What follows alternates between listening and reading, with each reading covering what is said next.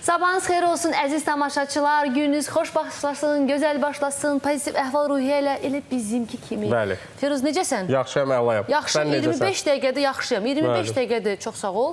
Efirdəyik, çox gözəl əhval-ruhiyyə ilə gedirik. Amma bəzən olur ki, insan həyatda sıxılır. Bəli, qüssə kədər dərdin üstünə yıxılır. Belə hallar çox baş verir. Emosional, boşluğa da düşdüyü hallar olur. Onlardan çıxış yolları var, müxtəlif çıxış yolları var. Amma onu biz heç də həmişə özümüz tapa bilmirik. Bu işdə bizə kömək edən insanlar olur, Aysel. Mütləq, sahibi Xudaverdiyev olmadan biz bu yollardan çıxa bilmərik. Çünki o bu işlərin profisidir, yəni professionalıdır. Peşəkarıdır. Sabahınız xeyir olsun. Sabahınız xeyir olsun. Necəsiniz? Namaste. Namaste. Necə edək ki, biz birdən-birə olur da biz hardasa oturanda, hardasa nə bilim gedəndə deyirik ki, nəsə ürəyim sıxılır, amma bilmirəm nəyə görə. Yəni nəsə bir ürək sıxıntısı gəlir bizə. Nə bilim stres gəlir. Bu kimi hallardan elə yerindəcə o gələn kimi onu tez bloklaşdırıb oradan çıxmaq nə etmək lazımdır bunun üçün? Əslində o beyin faktorudur, həyəcan verir. Nəfəslə onu aradan götürə bilərik. Sadəcə olaraq deməli əlimizi belə tuturuq, sol tərəfi bağlayırıq. Yoqada bu nəfəsə aniloma, viloma deyirlər. Yəni, zehnini, bədənində olan titrəşimi sakitlər. Ani təsir göstərir.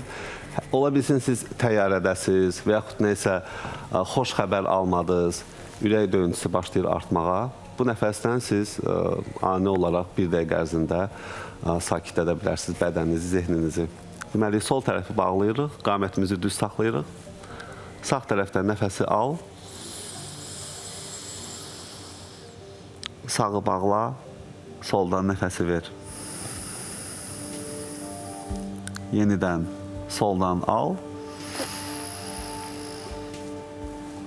solu bağla, sağdan ver.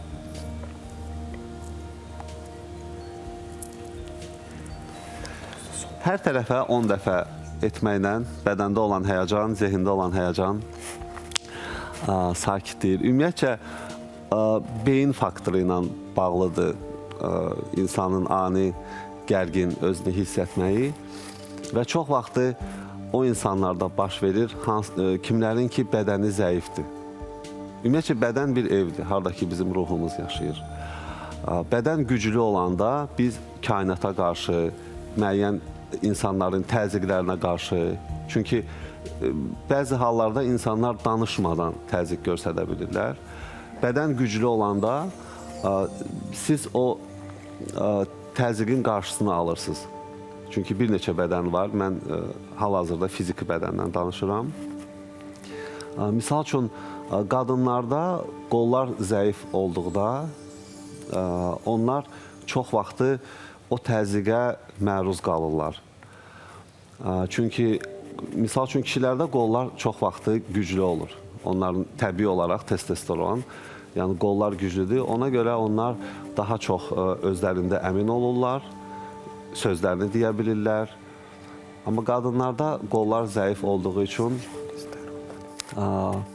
bəzi hallarda çətinlik çəkirlər. Tez inciyirlər, tez küsürlər, özlərinə qapanırlar, depressiya yaranır. Bir neçə hərəkətlər göstərəcəm, necə ki, biz qollarımızı güclü edə bilərik. Deməli, oturan yerdə əllərimizi qoyuruq xalçanın üzərinə, gəlirik qabağa və gedirik arxaya. Eyni zamanda mənim belim dartılır. Nəfəsi ver, nəfəsi al. Nəfəsi ver. Bunu edə bilər o insanlar, kimlərin ki, qolları çox zəifdir. Eyni hərəkəti edirik sağ tərəfə.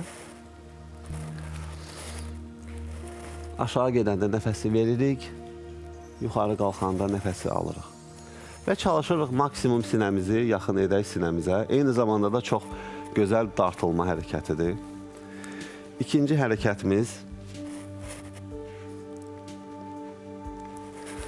uzanırıq xalçanın üzərinə. Çox ehtiyatla, çünki bel dartılır.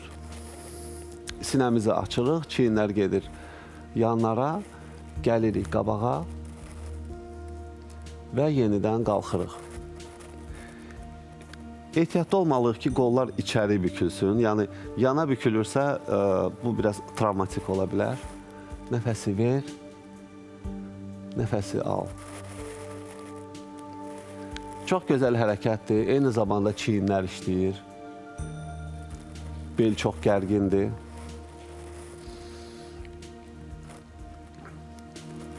Bu hərəkəti edə bilərik 10-12 dəfə. Üçüncü hərəkətimiz çaturangaya duraraq biz gedirik tam arxaya və gəlirik önə.